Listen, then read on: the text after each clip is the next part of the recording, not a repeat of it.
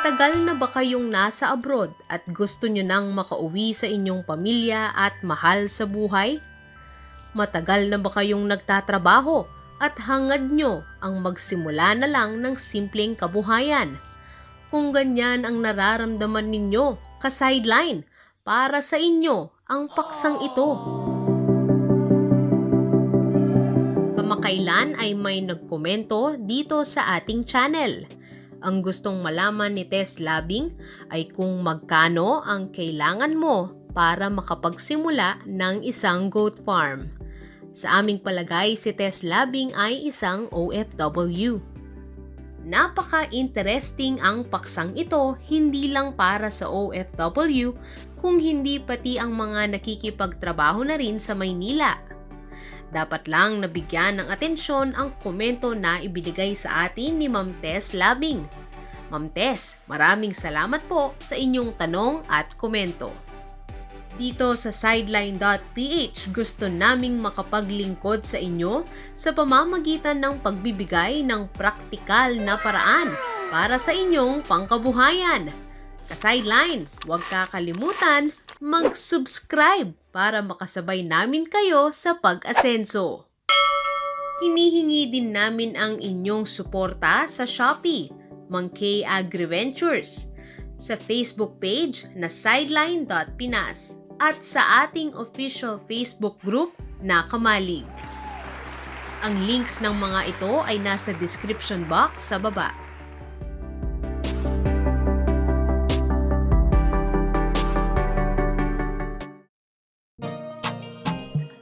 Para intindihin ang tanong na magkano nga ba ang kailangan mo para makapagsimula ng isang goat farm, palitan natin ang tanong ng magkano ba ang gusto mong kitain?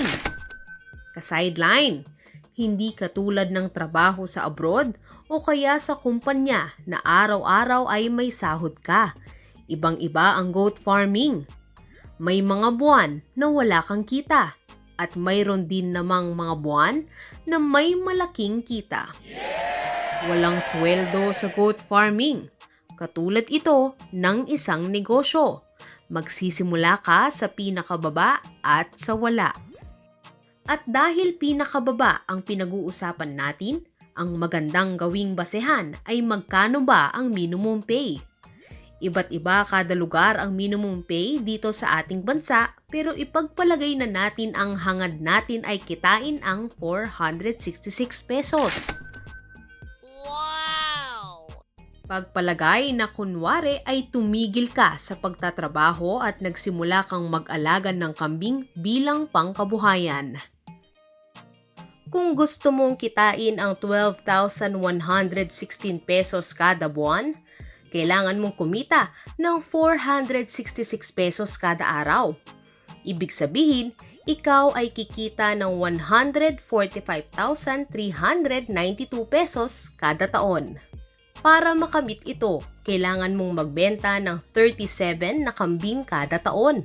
Nangangahulugan na 3 kambing ang kailangan mong maibenta kada buwan. Ka-sideline, bago ninyo sabihin na hindi namin sinama ang iba't ibang cost katulad ng bahay, cost of operation, at kung ano-ano pang depreciation, aaminin namin, hindi ito feasibility study kung hindi rough estimation guide lamang para sa gustong malaman kung magkano ba ang kailangang pera sa pagsisimula ng goat farm. Uulitin namin, lalo na para sa mga estudyanteng nagre-research para sa isang goat farm, hindi po ito feasibility study.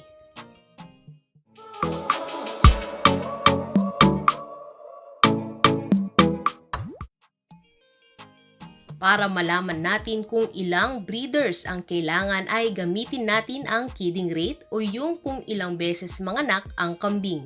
Makikita natin dito na ang kidding rate ng kambing ay nasa 1.5.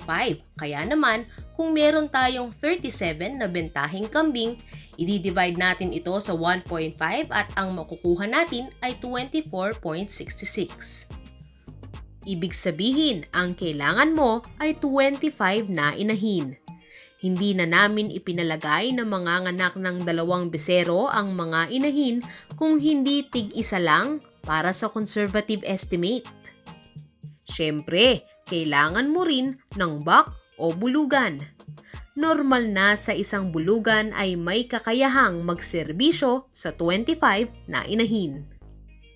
Dito na magsisimula ang ating pagkwenta.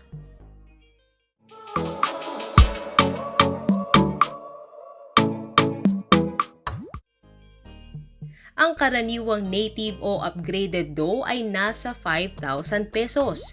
Imumultiply natin ito sa 25 na inahin. Kaya para sa 25 na inahin, ang kailangan mo ay 125,000 pesos. Ang buck naman ay nasa 17,000 pesos. Ka-sideline, pwedeng magtipid ka sa inahin, huwag lang sa buck. At dyan nakasalalay ang presyo ng mga kambing mong ibebenta. Ang suma total ng lahat ng gastos para sa mga breeders ay 142,000 pesos.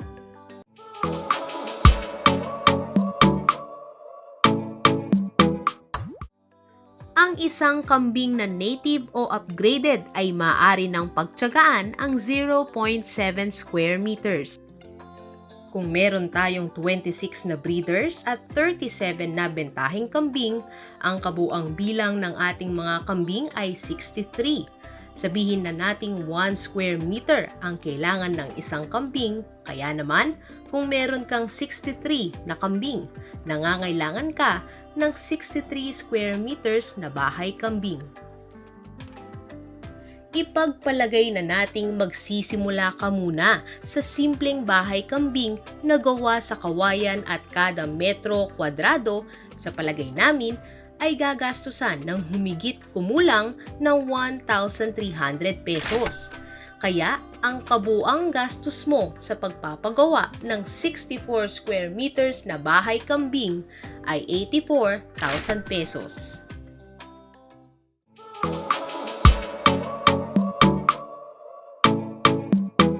Madami na ang sumubok na hindi gagamit ng gamot dahil daw native. Base sa naging experience namin, lugi ang aabutin mo sa ganyang paraan. Lagi kang mamamatayan, kaya maglaan ng budget para sa mga gamot na kailangan kada taon. Kung meron kang 37 na growers at ang gastos sa gamot ay 274 pesos kada kambing, ikaw ay gagastos ng 10,138 pesos para lang sa mga growers. Ito ang gastos kada bentahe na kambing sa mga kailangang gamot katulad ng iron, B-complex, ADE, Tylosin at oxytetracycline. Ka-sideline, ipinagpalagay na namin dyan na 30% lang sa mga batang kambing ang magkakasakit. Iyan ang puhunan sa gamot kada grower na kambing magmula ipinanganak hanggang sa maibenta. Para sa 26 na breeders naman, ang kwenta namin ay nasa 185 pesos kada kambing.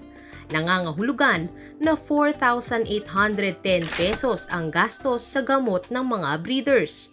At ipinagpalagay na rin namin dyan na ang tatamaan ng sakit ay nasa 10% lang. Yan ang kwenta namin ng gamot na kinakailangan kada breeder taon-taon. Ibig sabihin, para sa gamot ang kailangan nyo ay nasa 14,948 pesos. Ka-sideline, kung nais nyong mapadalhan namin kayo ng Excel computation ng mga gamot, ikomento nyo lang po ang inyong email sa comment section.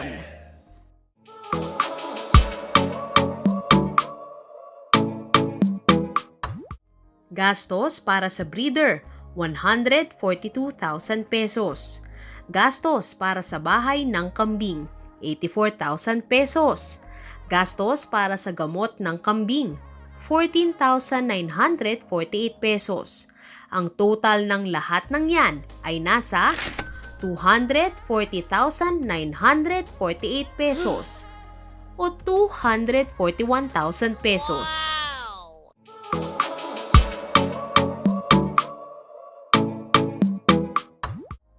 Ka-sideline, Pasensya na. Sa palagay namin, para maging success ang inyong pasimula at para hindi kayo mabigo, importanteng kayo muna ang labor. Kung kukuha ka ng tao at iyan lang ang bilang ng kambing mo, wala ka ng kita. Uulitin namin, wala kang kita.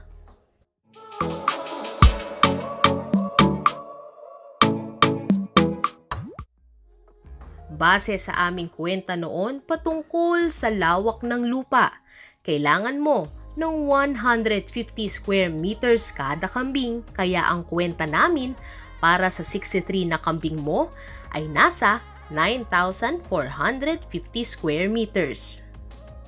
At bago nyo sabihing bibili kayo ng lupa, medyo pag-isipan nyo ng 10 beses.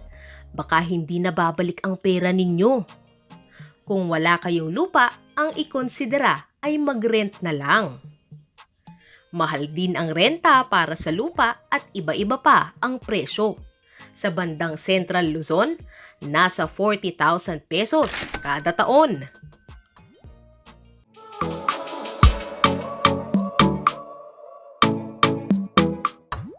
Wag, wag, wag. Iyan po ang sagot namin.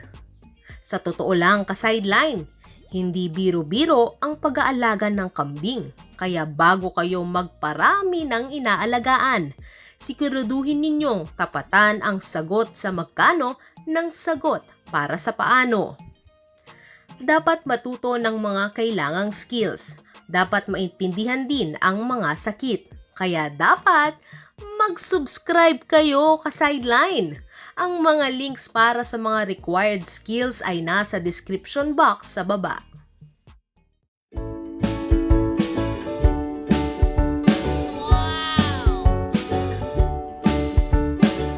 Si Mang Kay noong nasa trabaho siya, pasayaw-sayaw lang. At ngayong nag-aalaga siya ng kambing, aba, majorette! No regrets! Bago kami magpaalam, gusto naming magpasalamat sa ating mga ka-sideline na patuloy na sumusuporta sa aming Shopee na Mang Kay Agri-Ventures. Shout out po kina Cristel Turla, Ferdinand Villasor, Danica May Sales, Nenita Sarausa, Mark Anthony Escuzar, Joan Castro, Audrey Valerio, Paulino Pascua, Maria Teresa Panya, Nova Desiree Derecho, Arvin Tumaneng, Giovanni Campomanes, Diana Bagagnan at Ruby Babaran. Muli, maraming salamat po sa inyong suporta sa Mang Kay Agri-Ventures. Gulayat, come on, come on. Gulayat, come. Good boy. Sana nasagot namin ang tanong ninyo mga ka-sideline. Kung gusto nyo ang video na ito, bigyan nyo kami ng likes at suportahan kami sa Mang Kay Agri-Ventures kung saan mabibili ang mga pangangailangan nyo sa goat farming. At sa ating official Facebook group, Post Your Kambing for Sale sa Kamalig. Ito po si Aga kasama si Mang Kay para sa sideline.ph. Kita-kits sa susunod na episode ka-sideline!